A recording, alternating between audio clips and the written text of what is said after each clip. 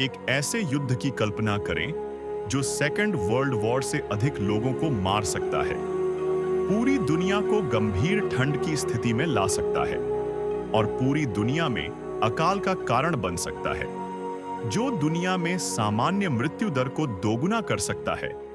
यह एक ऐसा युद्ध होगा जिसका मानव अनुभव में कोई मिसाल नहीं होगी।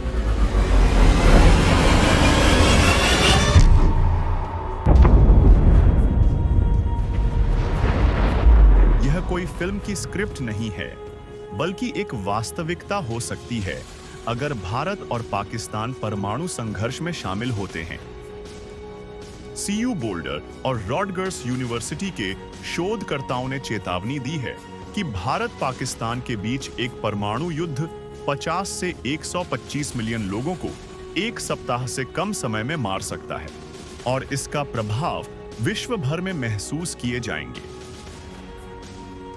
इस तबाही का संभावित नुकसान को समझने के लिए भारत और पाकिस्तान के बीच परमाणु हथियारों की शक्ति को समझना होगा। दोनों देशों के पास परमाणु हथियार हैं। भारत के पास लगभग 172 और पाकिस्तान के पास लगभग 170 परमाणु हथियार हैं। भारत की परमाणु नीति का उद्देश्य हमले को रोकना है और पहले हमला नहीं करना है, जबकि पाकिस्तान की नीति भारत की सैन्य शक्ति का मुकाबला करने पर केंद्रित है।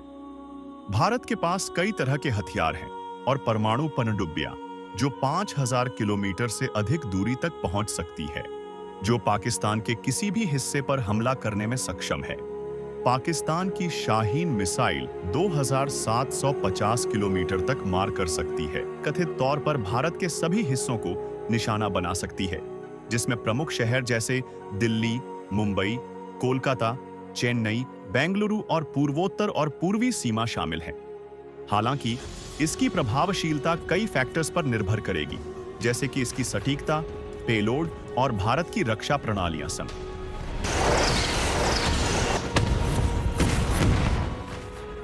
चलिए अनुमान लगाते हैं दोनों देशों का परमाणु हथियार के विनाश के प्रभाव क्या हो सकता है। शुरुआती तौर पर एक दूसरे के बड़े शहरों और सैन्य ठिकानों पर परमाणु हमला कर सकते हैं, जिसमें 250 परमाणु वॉरहेड एक दूसरे के शहरों पर विस्फोट करेंगे, जिससे बड़े पैमाने पर विनाश और नागरिकों की मौतें होंगी। भारत में मुंबई, दिल्ली और बेंगलोर जैसे शहर और पाकिस्तान में कराची, लाहौर और इस्लामाबाद मुख्य निशाने पर होंगे। शोधकर्ताओं के अनुसार एक सप्ताह के अंदर 50 से 1,25,000 लोगों की जानें जा सकती हैं। अगर ये युद्ध कुछ महीनों या अधिक समय तक चलता है, तो मृत्यु की संख्या का अनुमान लगाना भी मुश्किल होगा। यह एक अकल्पनीय आपदा होगी जिसमें पूरे देश की आबादी का एक बड़ा हिस्सा नष्ट हो जाएगा। कल्पना कीजिए, हर दिन लाखों लोग मर रहे हैं। शहरों में शवों के ढेर लग गए हैं, अस्पतालों में जगह नहीं है और दवाओं की कमी है। भोजन और पानी की कमी से लोग मर रहे हैं और विकिरण के प्रभाव से कैंसर और अन्य बीमारियों का खतरा बढ़ रहा है। ऐसे हालात में लाखों लोग अपने घरों से भागने पर मजबूर हो जाएंगे, क्योंकि तबाही और रेडिएशन के कारण उनका जीना मुश्किल हो जाएगा। सरकार की स्थिति संभालने की क्षमता बहुत ही अधिक दबाव में आ जाएगी और शायद पूरी तरह से असफल हो जाएगी। दोनों देशों की अर्थव्यवस्थाएं तबाह हो जाएंगी। कम्युनिकेशन सिस्टम पूरी तरह से ठप हो जाएगी, जिससे संपर्क और सूचना का आदान प्रदान मुश्किल हो जाएगा। बाजार बंद हो जाएंगे, जिससे आवश्यक वस्तुओं की कमी होगी और लोगों को दैनिक जरूरतों के लिए संघर्ष करना पड़ेगा। सरकार की सुविधाएं और सेवाएं लाखों लोगों की मौत के कारण ध्वस्त हो जाएंगी। अस्पताल और आपातकालीन सेवाएं काम करना बंद कर देंगी। कानून और व्यवस्था बनाए रखना मुश्किल हो जाएगा। समाज टूट जाएगा और लोगों में आक्रोश बढ़ेगा। सरकार के पास संसाधनों की कमी हो जाएगी, जिससे भोजन, पानी और आश्रय जैसी बुनियादी जरूरतें पूरी करना मुश्किल हो जाएगा।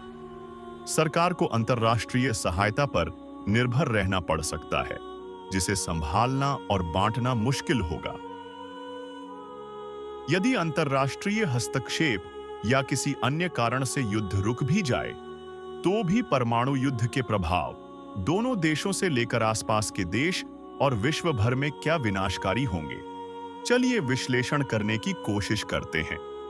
परमाणु युद्ध से ग्लोबल तापमान में 1.3 से 5 डिग्री सेल्सियस की गिरावट आ सकती है, जो संघर्ष के पैमाने पर निर्भर करेगा।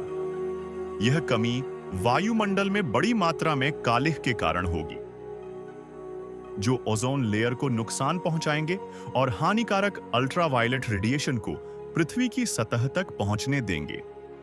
इससे स्किन कैंसर, कैटरैक्ट्स और इम्यूनोलॉजिकल जैसे बीमारियों की समस्या होगी। इसके अलावा ग्लोबल वर्षा में 15 से 30% की कमी आ सकती है, जिससे पर्यावरणीय आपदा और भी गंभीर हो जाएगी। वायुमंडल में मौजूद कालिख और मलबा सूर्य की रोशनी को अवशोषित कर लेगा, जिससे एक लंबी अवधि के लिए ठंड का मौसम रहेगा, जिसे परमाणु शीतकाल कहा जाता है, जो 1 दशक तक चल सकता है। तापमान और धूप में कमी के कारण ग्लोबल फसल उत्पादन में औसतन 11% की गिरावट आएगी। इससे फूड सप्लाईज की कमी हो सकती है, खासकर उन देशों में जो आयात पर बहुत अधिक निर्भर हैं। खाने की चीजों के दाम आसमान पर पहुंच जाएंगे, जिससे बहुत से लोगों के लिए भोजन की पहुंच मुश्किल हो जाएगी और बड़े पैमाने पर भुखमरी की स्थिति उत्पन्न होगी, जिससे लाखों लोगों का जीवन प्रभावित होगा और संभावित रूप से एक ग्लोबल फैमिन पड़ सकता है, और यह दशकों से भी अधिक समय तक जारी रह सकता है। तो दोस्तों, ये बात तो समझ ही गए होंगे, परमाणु युद्ध का नतीजा विनाशकारी हो सकता है। ऐसी तबाही कोई भी इंसान नहीं चाहेगा। इसलिए दोनों देशों को इस तरह की आपदा से बचने के लिए बातचीत और शांतिपूर्ण तरीके से समस्याएं सुलझाने पर ध्यान देना चाहिए।